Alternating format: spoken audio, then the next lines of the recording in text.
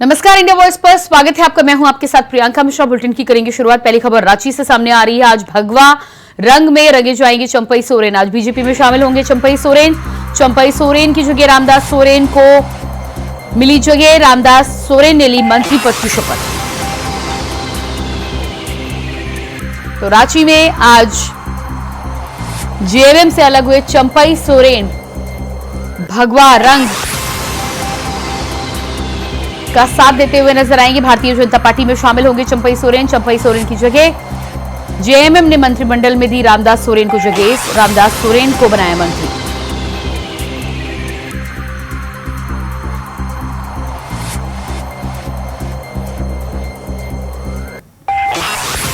तो आज भगवा रंग में रंगी जाएंगी चंपई सोरेन।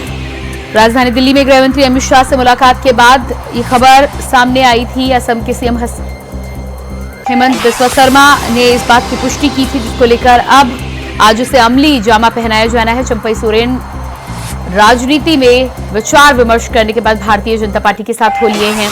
मुख्यमंत्री पद से इस्तीफा देने के बाद लगातार इस बात की अटकलें लगाई जा रही थी, लेकिन इससे पहले झारखंड में कई बार इस खबर को लेकर इनकार किया गया। आखिरकार चंपई सोरेन पार्टी बनाते बनाते भारतीय जनता पार्टी का रुख कर चुके हैं। भारतीय जनता पार्टी में आज शामिल हो रहे हैं चंपई सोरेन। आधिकारिक तौर पर आज भारतीय जनता पार्टी की सदस्यता ग्रहण करेंगे चंपई सोरेन। और इसी खबर पर अजय पांडे रांची से संवाददाता हमारे साथ जुड़ चुके हैं। जी अजय, एक तरफ तो चंपई सोरेन की आधिकारिक सदस्यता ग्रहण करने को लेकर तैयारियां चल रही हैं, भारतीय जनता पार्टी में आज शामिल होने जा रहे हैं, और दूसरी तरफ जेएमएम ने भी चंपई सोरेन की जगह रामदास सोरेन को दे दी है, शपथ ले चुके हैं। क्या कुछ घटनाक्रम देखने को मिल रहा है और क्या मतलब इस सियासी घटनाक्रम का लगाया जाए? निश्चित रूप से आप समझ रहे हैं कि झारखंड में सियासी टसल के बीच में आप देख सकते हैं कि एक तरफ जो है झारखंड मुक्ति मोर्चा से जो चंपई सोरेन है वो बीजेपी में शामिल होने वाले हैं, तो दूसरी तरफ चंपई सोरेन की जो खाली जगह है और झारखंड मुक्ति मोर्चा उनकी शपथ ग्रहण के पहले ही, यानी शपथ ग्रहण पहले करा दिया, उनकी सदस्यता बाद में होगी। निश्चित रूप से यह संदेश बड़ा झारखंड मुक्ति मोर्चा के लिए है कि चंपई जी भले वो बीजेपी में है, लेकिन उनकी झारखंड मुक्ति मोर्चा के लिए कोई भी मलाल नहीं है। तो आप समझ सकते हैं कि झारखंड में अब बीजेपी तो झारखंड मुक्ति मोर्चा से बगावत करके यहाँ कह सकते हैं कि उनकी भावनाओं को ठेस पहुंचा करके चीजों पर, तो वो भारत बीजेपी में जो चंपई सोरेन आ रहे हैं उनकी आज भव्य तैयारी की जा रही है। और अब कुछ ही देर में उनकी भव्य स्वागत होगा और भव्य स्वागत के साथ उनकी भाजपा में सदस्यता ग्रहण की जाएगी।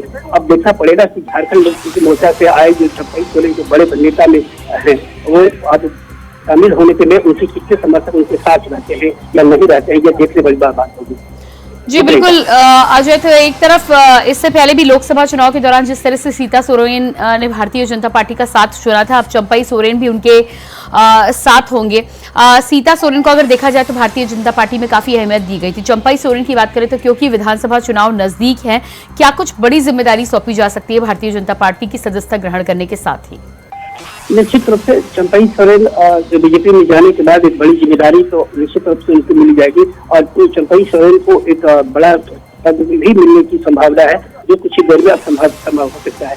चंपई सोरेन अब झारखंड मुक्ति मोर्चा से एक बड़े नेता आए हैं और निश्चित रूप से मुझे लगता है कि बीजेपी जो है चंपई सोरेन के पूरे देश राज्य में विधानसभा चुनाव के लिए उनको प्रमोशन करेंगे। यानी आदिवासी की जिस बात को लेकर जो नाराजगी है, जो हेमंत सोरेन एंटी कमेंसी जो बीजेपी को लेकर के है, वो शायद मुझे लगता है कि वो खाई वो जो भरपाई चंपई सोरेन कर पाएंगे। अब ये देखना पड़ेगा कि चंपई की जो चमक है वो राजनीतिक में कितनी होगी और कितनी दूर तक ले जाएगी, ये देखने वाली बात होगी। जी बिल्कुल, तो यहाँ पर जिस तरह से सदस्यता आज ग्रहण कर रहे हैं, क्या कुछ कार्यक्रम सदस्यता को लेकर है, क्या विशेष तैयारियां हैं?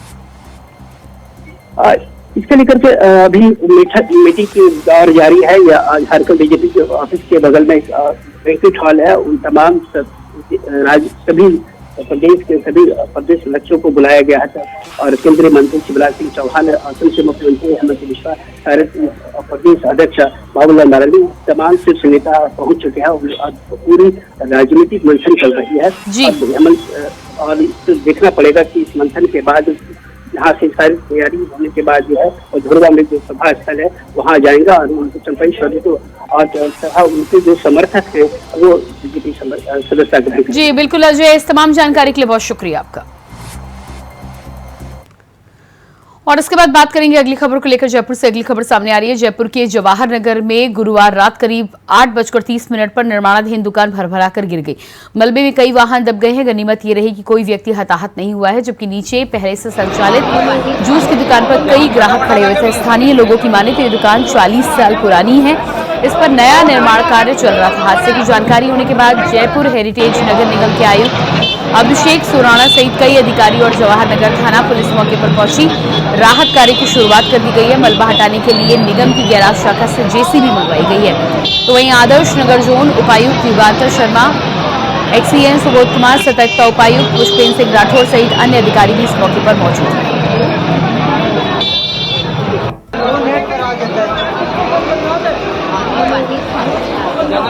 जयपुर में अचानक निर्माणाधीन इमारत के गिरने से बचा हड़कंप। तस्वीर आप देख पा रहे हैं। राहत की बात यह रही कि इसमें किसी की जान और किसी के हताहत होने की कोई खबर अभी तक निकलकर सामने नहीं आई है। पूरे मामले में राहत बचाव कार्य के लिए और साथ ही साथ जगह को क्लियर कराने के लिए नगर निगम की गाड़ियां, नगर निगम की जेसीबी कार्य करती हुई नजर आ रही है।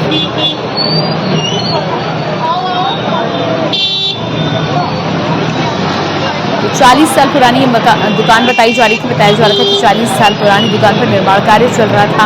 अचानक यह हादसा सामने आया है। हादसे की मुख्य वजह क्या है, इसको लेकर अभी तक पूरे तौर पर कोई जानकारी नहीं है। लेकिन राहत की बात यह है कि किसी व्यक्ति के हताहत होने की कोई सूचना अभी तक नहीं आई है। हालांकि दुकानों को लेकर नुकसान का आकलन घटना की जांच करने के बाद ही पता चलेगा। फिलहाल राहत बचाव कार्य चल रहा है। तस्वीर आप देख पा रहे हैं।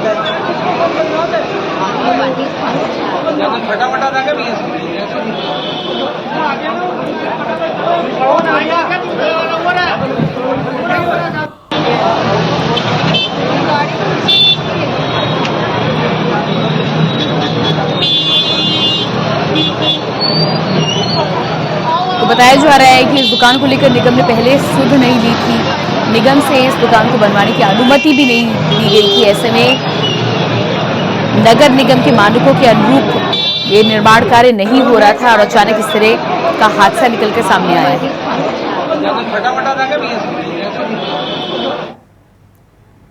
तो खबरों को आगे बढ़ाएंगे, लेकिन उससे पहले रुकते एक छोटे से ब्रेक के लिए, फौरन वापस लौटते हैं। ब्रेक के बाद स्वागत है आपका। आइए आपको सीधे लिए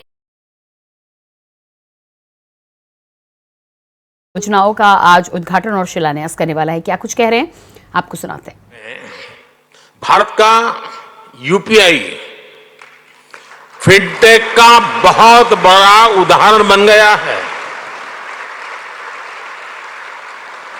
आज गांव हो या शहर, सर्दी हो या गर्मी, बारिश हो या बर्फ गिर रही हो, भारत में बैंकिंग सर्विस 24 घंटे 7 दिन 12 महीने चलती रहती है।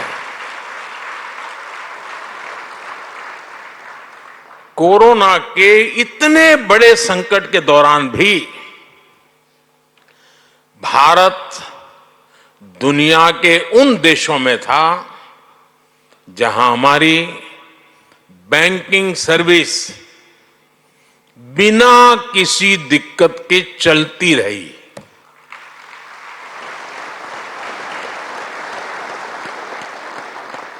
साथियों, अभी 2-3 दिन पहले ही जनधन योजना के 10 साल पूरे हुए हैं। जनधन योजना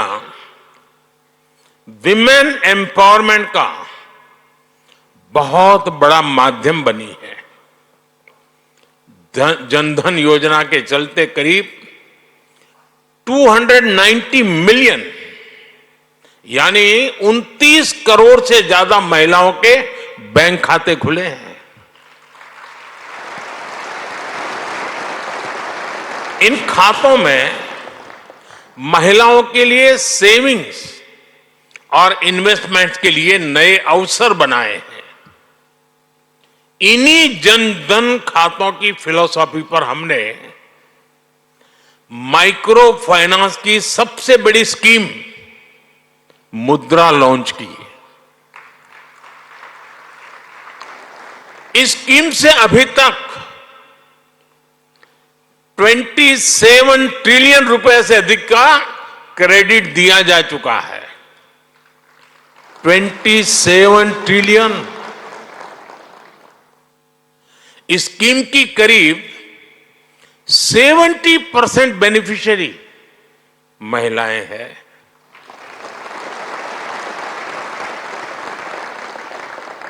जनधन खातों ने महिलाओं के सेल्फ हेल्प ग्रुप्स को भी बैंकिंग से जोड़ा। इसका फायदा आज देश की 10 करोड़ रूरल विमेन को मिल रहा है। यानी जनधन प्रोग्राम ने महिलाओं के फाइनेंशियल एम्पावरमेंट की एक मजबूत नींव रखी है। साथियों, पूरी दुनिया के लिए पैरेलल इकोनॉमी एक बड़ी चिंता का विषय रही है। फिनटेक ने पैरेलल इकोनॉमी पर भी चोट की है और बधाई के पात्र आप लोग हैं।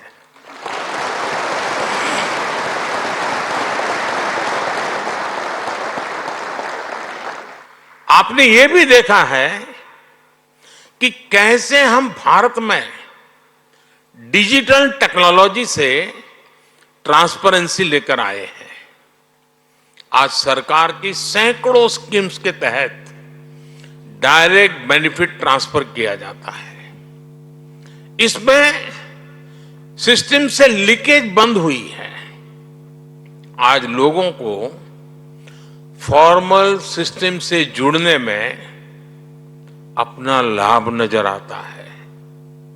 साथियों, भारत में फिनटेक की वजह से जो ट्रांसफॉर्मेशन आया है वो सिर्फ टेक्नोलॉजी तक ही सीमित नहीं है।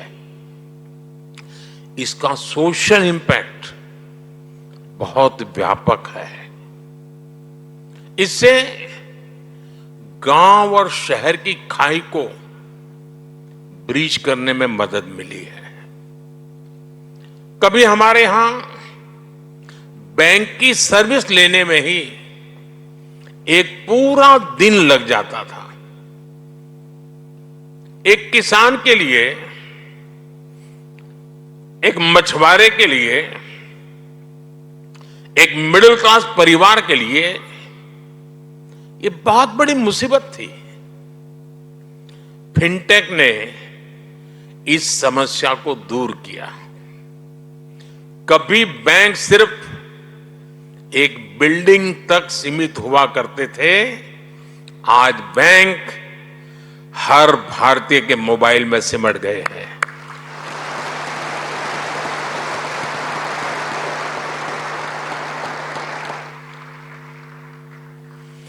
साथियों, फिनटेक ने फाइनेंशियल सर्विस को डेमोक्रेटिक बनाने में भी बड़ी भूमिका निभाई है। Loan, credit card, investment, insurance जैसे प्रोडक्ट सबके लिए आसानी से सुलभ हो रहे हैं। फिनटेक ने एक्सेस टू क्रेडिट को भी आसान और इंक्लूसिव बना दिया है। मैं एक उदाहरण देता हूं। आप जानते हैं, भारत में स्ट्रीट वेंडर्स की एक पुरानी परंपरा है, लेकिन वो फॉर्मल बैंकिंग से बाहर थे। फिनटेक ने इस स्थिति को भी बदल दिया। आज वो पीएम स्वनिधि योजना से कोलेटरल फ्री लोन ले पा रहे हैं। डिजिटल ट्रांजैक्शन रिकॉर्ड के आधार पर उनको बिजनेस बढ़ाने के लिए और लोन मिलता रहता है। कभी शेयर और म्यूचुअल फंड जैसे प्रोडक्ट में इन्वेस्टमेंट बड़े शहरों में ही संभव था। आज गांव और कस्बों में भी इन्वेस्टमेंट के इस एवेन्यू को बड़ी संख्या में एक्सप्लोर किया जा रहा है। आज कुछ ही मिनटों में घर बैठे ही डीमैट अकाउंट खुल रहे हैं, इन्वेस्टमेंट रिपोर्ट्स ऑनलाइन मिल रही है। आज बड़ी संख्या में भारतीय रिमोट हेल्थ केयर सर्विस ले रहे हैं, डिजिटली ऑनलाइन पढ़ाई कर रहे हैं, स्किल सीख रहे हैं। ये भी फिनटेक्स के बिना संभव नहीं था।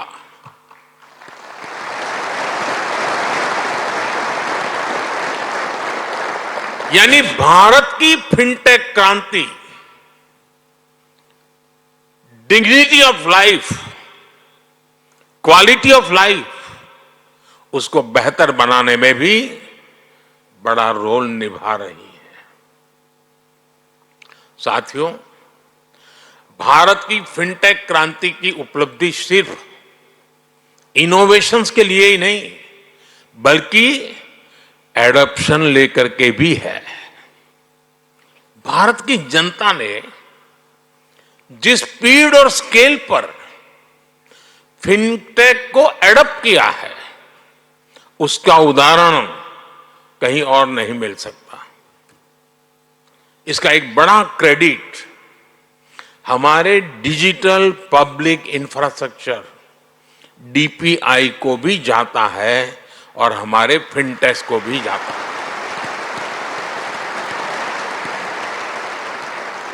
देश में इस टेक्नोलॉजी को लेकर ट्रस्ट पैदा करने के लिए अद्भुत इनोवेशन किए गए हैं। क्यूआर कोड्स के साथ साथ साउंड बॉक्स का उपयोग ऐसा ही इनोवेशन है।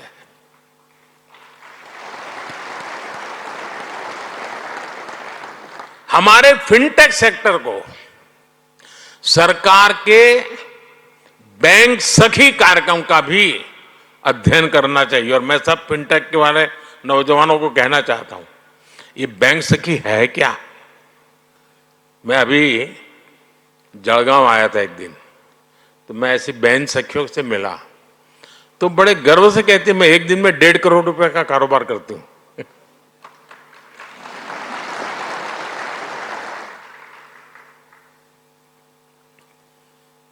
क्या कॉन्फिडेंस! और एक गांव की महिला थी वो। हमारी बेटियों ने गांव-गांव में बैंकिंग को, डिजिटल अवेयरनेस को जिस प्रकार फैलाया है, उससे फिनटेक को एक नया बाजार मिला है। साथियों, 21वीं सदी की दुनिया बहुत तेजी से बदल रही है। करेंसी से क्यूआर कोड तक की यात्रा में सदियां लग गई, लेकिन अब हर रोज हम नए इनोवेशन देख रहे हैं। डिजिटल। तो अब मुंबई से ग्लोबल फिनटेक फेस्ट में सुन पा रहे थे प्रधानमंत्री नरेंद्र मोदी को। और इसी के साथ फिलहाल इस बुलेटिन में इतना ही। खबरों का सिलसिला जारी रहेगा। नमस्कार।